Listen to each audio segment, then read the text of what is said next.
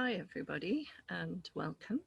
I decided to sit in my garden today for today's video, and the reason being because I just love being outdoors and it's really looking so beautiful and green, and with the dappled sunlight coming through the trees, I just thought it would be easy on the eye and just make the whole video a lot more relaxed. And as some of you may know, the color green is actually the color of the heart chakra. That's why we often feel so relaxed when we're in nature, especially in amongst trees and a lot of greenery. So today's topic is just a short video that I'm coming in with about mindfulness meditation and how it has helped me so much in my life. So a quick history of when I started with my mindfulness practice. I've probably now been practicing for about 21 years, since 1999. I used to live in Zimbabwe, as some of you know, and there is a thriving Buddhist community there with a Buddhist shrine.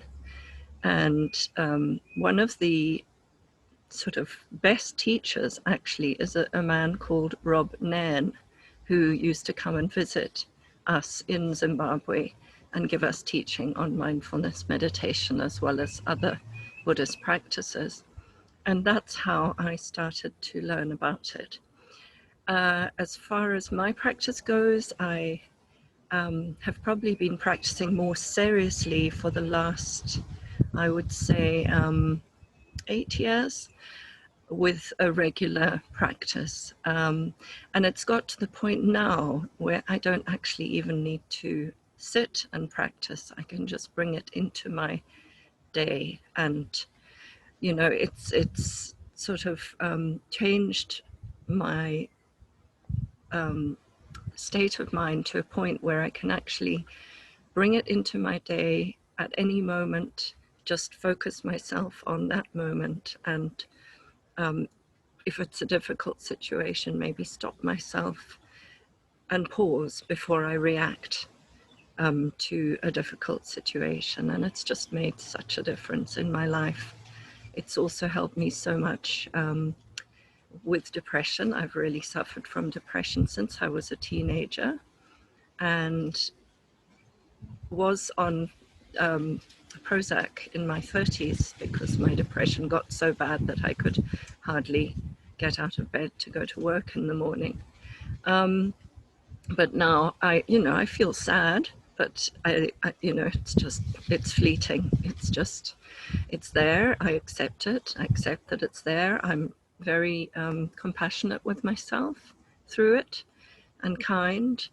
And because I'm accepting it, it just makes a huge difference to that actual, what's called a negative emotion. And it just means that you're embracing it and accepting it and not trying to suppress it, which ends up, of course, in depression. So I'm just going to read a little extract from Rob's book, which is called Tranquil Mind. And it says, it's about acceptance. This makes sense if you think about it. If you had to live with someone who did not accept you as you were, here he's talking about your thoughts and giving us an analogy, but was always trying to change you, manipulate you, or mold you into their idea of what you should be, you would not like it and would feel uncomfortable, rejected, and eventually rebellious. In the end, your relationship with that person would be a bad one, full of conflict and tension. Working with the mind is the same, because the mind is what we think of as me or self.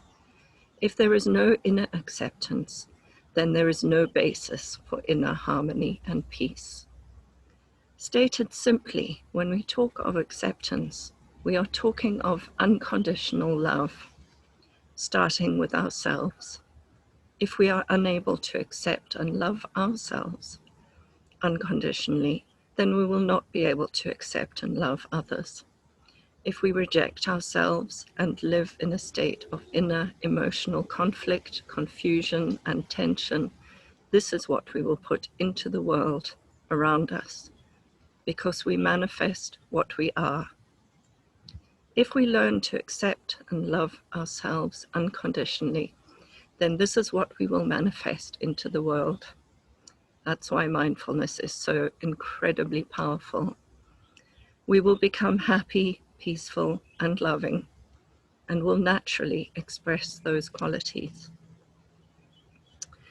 So isn't that amazing? It actually shows you that just that time, even if it's just 5 minutes a day spent sitting quietly on a cushion, bringing yourself back to your breath and accepting any thought or emotion that comes up, can just make such a huge difference to you and how you are with yourself, and then just ripple out into the rest of the world and the people that you come into contact with.